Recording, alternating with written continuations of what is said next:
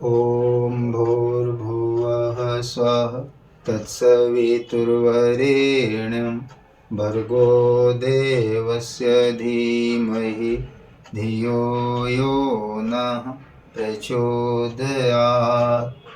ॐ अखण्डमण्डलाकारं व्याप्तं येन चराचरं तत्पदं दर्शितं येन तस्मै श्री गुरवे नमः।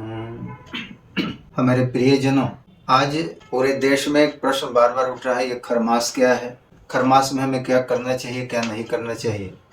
आइए हम सभी जानते हैं खरमास वास्तव में होता क्या है। वास्तव में यह एक प्राकृतिक व्यवस्था है। जब यह पौष का महीना काफी ठंडक के बीच से गुजरता है और इस प्राकृतिक व्यवस्था के अनुकूल हमारे ऋषि मुनियों ने अनेकों प्रकार की प्रथाएं परंपराएं बनाई। इस संबंध में एक प्रचलित कथा भी है। भगवान सूर्य देव के रथ में 7 घोड़े लगे हुए हैं। कथा के अनुसार जब एक बार वे परिभ्रमण कर रहे थे आसमान में, उनके घोड़े थक गए, तब उन्होंने घोड़ों को विश्राम करने दिया और अपने रथ में घोड़ों के जगह 7 गधों को जोड़ा। गधा को संस्कृत में खर कहते हैं, इसलिए 1 महीने तक चूंकि सूर्य भगवान के रथ गधों के द्वारा खींचे गए, इसलिए इस महीने को गधों का मास अर्थात खर मास कहा गया। इस महीने में ऐसा कुछ नहीं है कि ये अशुभ है, ये दोषपूर्ण है, इसमें कुछ विघ्न आने की संभावना, ऐसा कुछ नहीं है। प्राकृतिक स्थितियों को देखते हुए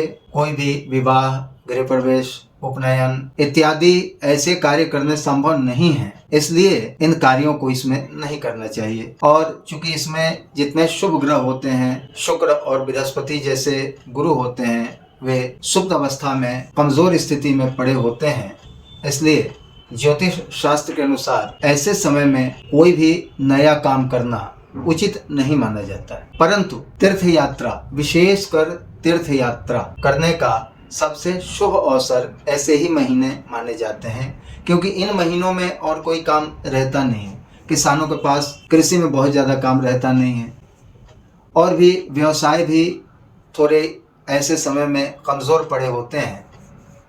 ऐसी स्थिति में इन ऋतुओं में तीर्थ यात्रा करना व्यवहारिक रूप से भी सुलभ है और उचित है। परंतु कुछ बातें भी जानना चाहिए कि ये महीने अशुभ नहीं है तो कैसे हैं। सबसे पहले साल में 3 महीनों को खरमास माना जाता है: चैत्र महीना, भाद्रपद महीना और पौष महीना। एक बात हम ध्यान दें कि प्राकृतिक नव वर्ष आरंभ चैत्र शुक्ल प्रतिपदा से चैत्र शुक्ल नवमी, रामनवमी तक माना जाता है। इसे हिंदू नववर्ष भी कहते हैं, हालांकि हमारी दृष्टि में हिंदू नववर्ष कहना उचित नहीं है। यह प्राकृतिक नववर्ष है। वास्तव में यही एकमात्र नववर्ष है, नया साल है। हम केवल ये कहना चाहते हैं कि वास्तव में हमारा नया साल भी चैत्र महीने के खरमास में ही होता है। भगवान राम और भगवान हनुमान जी का जन्म भी खरमास में ही होता है। भाद्रपद महीने में खरमास माना जाता है, तो भगवान श्री कृष्ण और भगवान गणेश का जन्म भी भाद्रपद महीने में खरमास में ही होता है।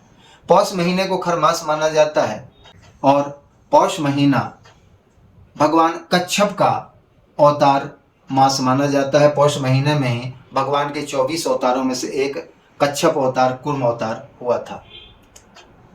पौष महीना सूर्य भगवान की आराधना का विशेष दिन है, विशेष महीना है। इस दृष्टि से हम देखते हैं तो ये महीने पर्व, त्योहार, मंत्र जप, दान, पुण्य, गंगा स्नान, अन्य नदियों के स्नान, तीर्थ यात्रा, और जो तीर्थ यात्रा आदि न कर सकें उनके लिए अपने घर में भी रहकर पूजा पाठ, धर्म अनुष्ठान, मंत्र जप, विशेष योग साधना करने के लिए सबसे उचित माना जाता है। इसलिए हम सब को चाहिए कि हम सब मिलजुल कर इन महीनों को हम अपने व्रत साधना में लगाएं। एक बात और हम ध्यान दें, जब भी कुंभ मेला आता है खरमास में ही प्रारंभ होता है। पौष महीने में ही कुंभ मेला प्रारंभ होता है, माघ महीने में। गंगा सागर के स्नान हर वर्ष मकर संक्रांति के साथ खरमास में ही प्रारंभ होता है। इसलिए बहुत सारे शुभ कर्म, बहुत सारे तीर्थ, पुण्य, जप, तप, व्रत खरमास में होते हैं। अतएव खरमास को अशुभ न मानते हुए अपनी भक्ति में, पूजा पाठ में और अपने बुरे ग्रहों को शांत करने में लगाएं, यही उचित है। ओम शांति।